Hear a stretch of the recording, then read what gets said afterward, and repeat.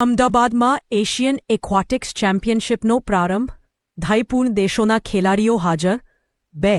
ટોલેરા real estate કૌભાંડ, લુધિયાના વ્યક્તિ સામે 14 કરોડની ઠગાઈનો કેસ. 3.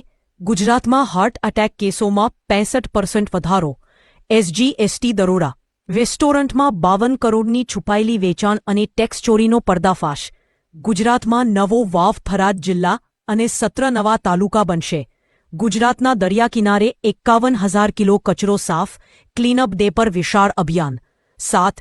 મેડિકેપ હેલ્થકેર આઈપીઓ, 1240 કરોડનું ઇશ્યુ લાવવાની તૈયારી. 8. ગુજરાત ફ્લોરોકેમિકલ્સમાં ગેસ લીક, 1ના મોત, અનેક ઘાયલ. 9. 1295 કરોડનું ગ્રામ્ય રસ્તા વિકાસ પ્રોજેક્ટ. 10. વડોદરામાં બ્રિજ તૂટી પડ્યું, અનેકના મોત, સ્ટેટ વાઇડ ઇન્સ્પેક્શનનો આદેશ.